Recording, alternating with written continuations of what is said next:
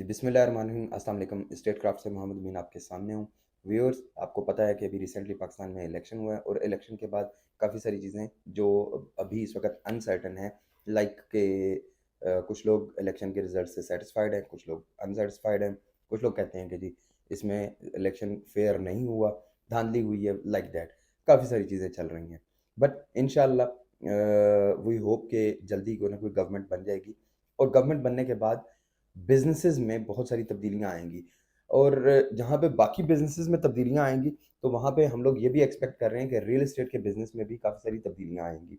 अब अगर real estate के हवाले से स्पेशली बात की जाए, तो रियल एस्टेट में इस वक़्त जो मेजर स्लम्प आया हुआ था, जो बहुत बुरी तरह से डाउनफॉल आया हुआ था, उसमें क्या-क्या तब्दीलियाँ आएँगी, बिज़नेसेस के क्या-क्या इफ़ेक्ट्स होंगे, मुख्तलिफ़ चीज़ों के जो इम्पैक्ट्स हैं, आज हम लोग उन सारी चीज़ों को डिस्कस करेंगे।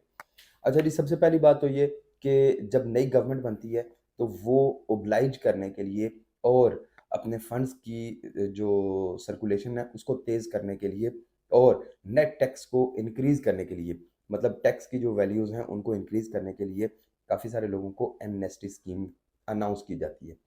अब ये एमनेस्टी स्कीम बाकी मुख्तलिफ सेक्टर्स की तरह जैसे गाड़ियों में भी एमनेस्टी स्कीम दी जाती है, इसी तरह से रियल एस्टेट में भी एमनेस्टी स्कीम हर गवर्नमेंट ऑलमोस्ट लॉन्च करती है। तो अगर देखा जाए तो रियल एस्टेट में भी अभी उम्मीद की जा रही है कि इंशाल्लाह जल्दी एमनेस्टी स्कीम अनाउंस होगी। प्लस एक और जो बड़ा इंपॉर्टेंट फैक्टर है, जो मैं एक दफ़ा पहले भी अपनी वीडियो में उसका ज़िक्र कर चुका हूँ कि जी, आपके जो करेंसी नोट्स चेंज होने जा रहे हैं, उनकी वजह से भी काफ़ी सारा इफ़ेक्ट आएगा रियल एस्टेट पे। और जब ये सारी की सारी चीज़ें हो रही होती हैं, तो उसके साथ-साथ स्टॉक मार्केट जो कि अभी डाउन हो रही है, आपने देखा होगा कि काफ़ी तेज़ी से गिर रही है स्टॉक मार्केट की वैल्यू।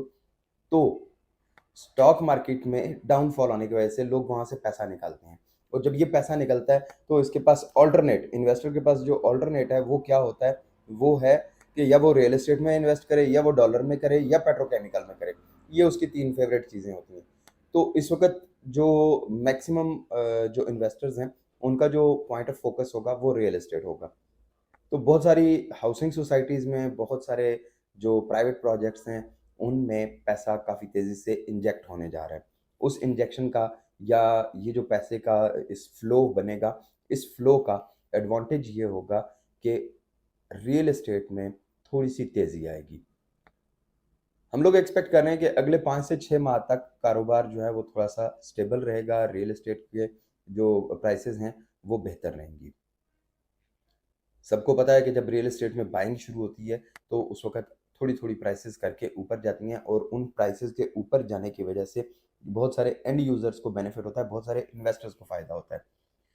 अब यहाँ पे एक छोटी-सी चीज़ जो बहुत इम्पोर्टेंट है, जो बहुत ही ज़रूरी है कि भेड़-चाल से बचा जाए। नॉर्मली छोटा इन्वेस्टर तब इन्वेस्टमेंट करना शुरू करता है जब ऑलरेडी बड़े इन्वेस्टर्स उसमें पैसा काफ़ी सारा लगा चुके होते हैं और उन बड़े इन्वेस्टर्स का पैसा आने की वजह से मार्केट में प्राइसेस ऑलरेडी थोड़ी-सी ऊपर जा चुकी होती हैं।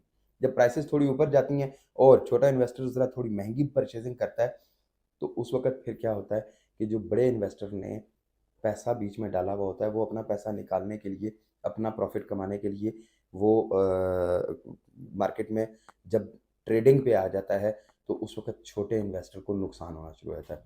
तो आप सबके लिए एक ही मशवरा है कि अगर आप रियल एस्टेट के सेक्टर में आना चाहते हैं, अगर आप रियल एस्टेट इंडस्ट्री में आना चाहते हैं, तो ये इस वक़्त बेस्ट टाइम है। बट अगर आप इसको लेट करेंगे, तो लेट करने की वजह से फिर आप उस तरह से प्रॉफ़िट अर्न नहीं कर सकेंगे, जो अभी एक्सपेक्ट किया जा रहा है। तो इस वक़्त फिर सबके लिए एक ही मशवरा है कि या तो वो बहुत लंबा वेट करें या फिर ये कर लें कि जो सबसे बेस्ट वे होता है, वो बेस्ट वे क्या होता है कि आप इन्वेस्टमेंट करने के बाद वेट करें।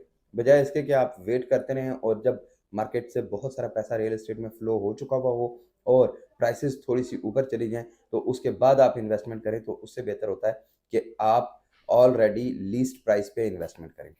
अच्छा, ये तो बात थी कि जी लोकल इन्वेस्टर जो छोटा इन्वेस्टर है या बड़ा इन्वेस्टर है, उसके जो इफ़ेक्ट है, उसकी वजह से रियल एस्टेट की थोड़ी-सी प्राइसेज़ बेहतर होंगी।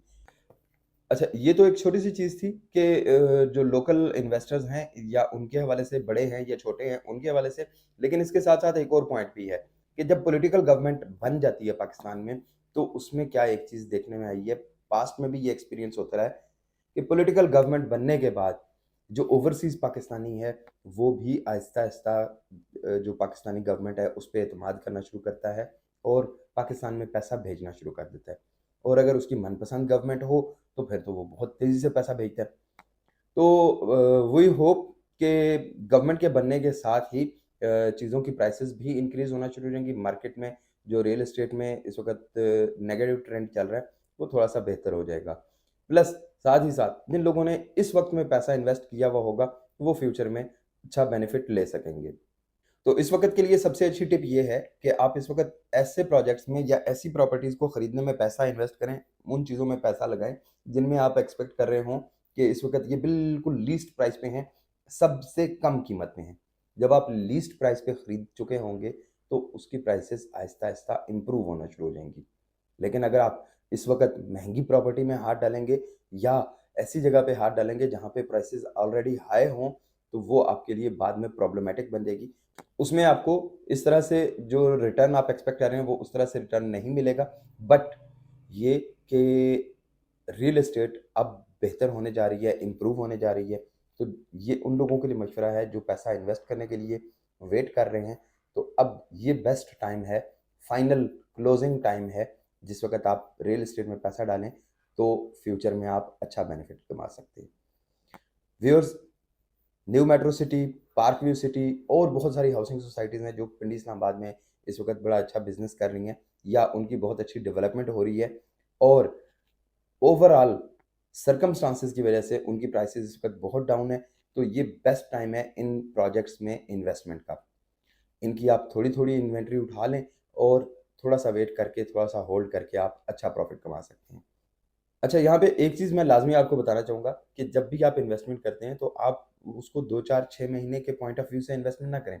आप ये सोच के करें कि ये 1 ईयर का प्रोजेक्ट है आपका, ये 1 साल की टाइमलाइन है, इस 1 साल के लिए आप इन्वेस्टमेंट कर रहे हैं। नंबर 1। नंबर 2 कि आपने कभी भी एक चीज़ पे सारी की सारी इन्वेस्टमेंट नहीं करनी। लोगों ने क्या किया था इससे पहले, जिन लोगों ने नुकसान किया प्रॉपर्टी में, उनका प्रॉब्लम क्या था? उनका प्रॉब्लम ये था कि उन्होंने 5 मरला अगर खरीदना शुरू किया तो वो मुसलसल 5 मरला ही की फाइल्स उठाते रहे। आपके पास मल्टीपल प्रोडक्ट्स होने चाहिए, मल्टीपल जो डायमेंशन या मल्टीपल साइज़ेज़ की जो चीज़ें हैं वो होनी चाहिए। फॉर एग्ज़ाम्पल कि अगर आप 1 करोड़ रुपए इन्वेस्ट करना चाह रहे हैं, तो आप उसकी डिवीज़न कर लें कि इसमें से इतने का मैंने कमर्शियल ले लेना है, एक इसमें से मैंने फाइल ले लेनी है, एक मैंने विला की बुकिंग करवा लेनी है।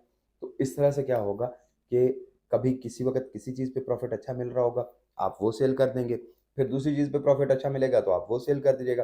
तो इस तरह से करके आपका फ्लो बना रहेगा।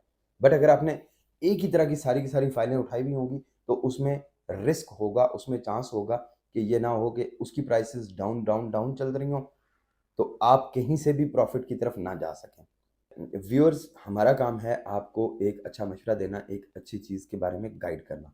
तो वीडियोज़ अगर आपको स्टेट क्राफ्ट की पसंद आ रही हों, तो वीडियोज़ को लाइक कर दिया करें। कमेंट्स में क्वेश्चन पूछ सकते हैं, स्क्रीन पे दिए गए नंबर पे कॉल करके या व्हाट्सएप करके आप राब्ता कर सकते हैं हम लोगों से और चैनल को सब्सक्राइब कर दें, वीडियो को दोस्तों के साथ शेयर कर दें, ताकि उन तक भी ये इन्फॉर्मेशन पहुँच सके। इस वक़्त रियल एस्टेट में इन्वेस्टमेंट का सबसे अच्छा टाइम है। इंशाअल्लाह अगली वीडियो के साथ फिर मिलते हैं, तब तक के लिए अल्लाह हाफ़िज़।